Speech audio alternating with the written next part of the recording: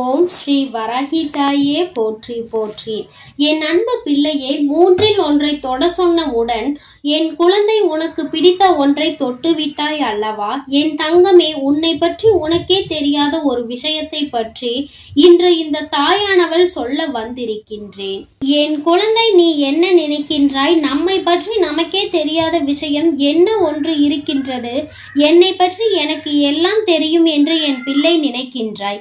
என் தங்கமே, இருந்தாலும் உனக்கு ஒரு சிறு சந்தேகம். நம் அம்மாவிற்கு ஏதோ நம்மை பற்றி தெரிந்திருக்கிறது போல. அதனால் நம் அம்மா வாக்கினை நாம் கேட்டு விடுவோம் என்று நினைத்து என் குழந்தை இங்கே வந்திருக்கின்றாய். என் தங்கமே, உன்னை பற்றி உனக்கே தெரியாத ரகசியம் ஒன்று உன் அம்மாவிற்கு நன்றாக தெரிந்தது. இன்று அல்ல, நீ பிறக்கும் பொழுதே அது எனக்கு தெரியும்.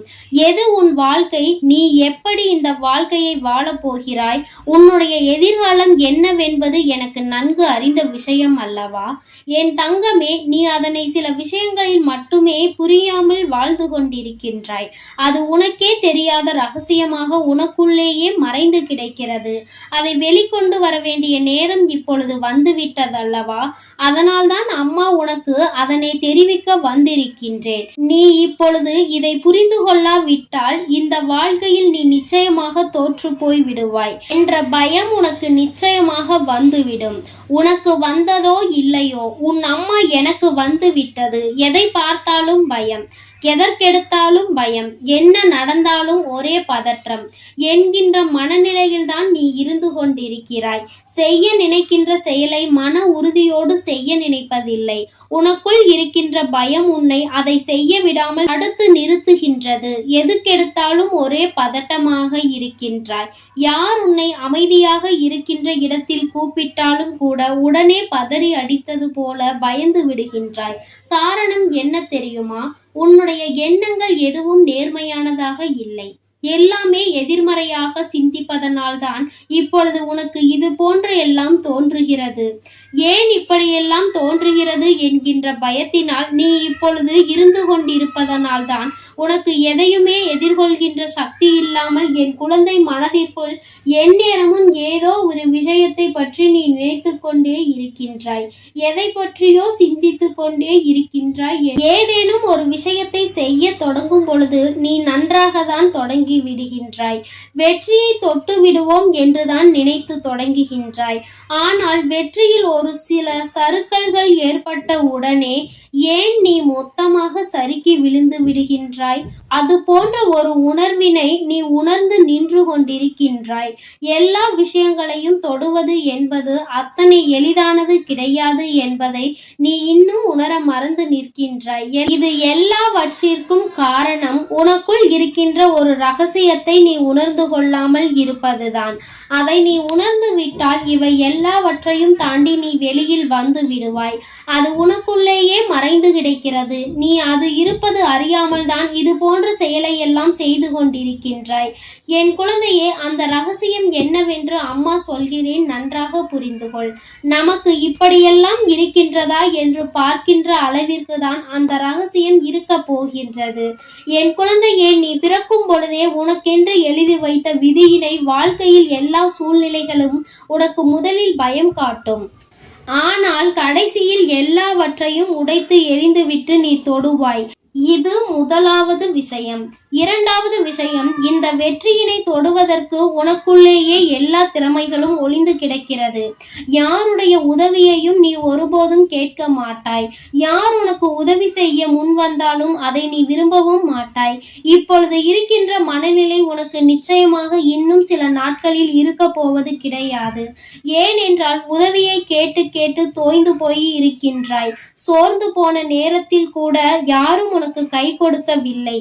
என் தங்கமே, இப்பேற்பட்ட சூழ்நிலையில் என் குழந்தை எல்லாவற்றையும் கற்றுக்கொண்டு வாழ்க்கையில் தேர்ச்சி அடைய போகின்றாய். இனிமேல் யாருடைய உதவியும் உனக்கு தேவைப்பட போவதில்லை. நீயே அடிபட்டு மிதிப்பட்டு எல்லாவற்றையும் கற்று தேர்ந்து கொள்ள ஆரம்பித்து விட்டாய். நீ எடுத்து வைக்கின்ற ஒவ்வொரு அடியிலும் இனிமேல் அத்தனை மிக பலம் வாய்ந்ததாக இருக்க போகிறது. என் தங்கமே, நீ ஒரு முறை அம்மா சொல்கின்ற வார்த்தை உண்மையாக இருக்குமா என்று சிந்திப்பாய். ஆனால் உன் பக்கத்து வீட்டில் இருப்பவரையோ, உன் அருகில் இருப்பவரையோ, உன்னுடைய ஊரில் இருப்பவரையோ சற்று நினைத்துப்பார். இத்தனை பேரும் அவர்கள் வாழ்ந்த காலத்தில் கஷ்டங்களை அனுபவித்து எதற்குமே உதவாதது போல தெரிந்து கொண்டிருப்பார்கள். ஆனால் இப்பொழுது அவர்களின் நிலைமை என்னவாக இருக்கிறது என்பதை சற்று சிந்தித்து பார்க்கும் பொழுது, யாரெல்லாம் வாழ்க்கையில் முன்னேறவே மாட்டார்கள், இப்படியேதான் இருப்பார்கள் என்று நினைத்தார்களோ அவர்கள் எல்லாம் இன்று வாழ்க்கையில் நல்ல நிலையை தொட்டிருக்கின்றார்கள் என்றால் அவர்களுக்குள் இருக்கின்ற அந்த திறமைதான் அதற்கு காரணமாக இருக்க முடியும். வேறு எதையும் நாம் முக்கியமாக எடுத்துக்கொள்ள முடியாது. அவர்களின் முக அழகோ, அவர்களின் உடல் வலுவோ எதுவாக இருந்தாலும் அவற்றையெல்லாம் சொல்ல முடியாது. எல்லாம் அவர்களின் மனமும் அறிவும் சார்ந்தது என்பதை புரிந்து கொள்ள வேண்டும்.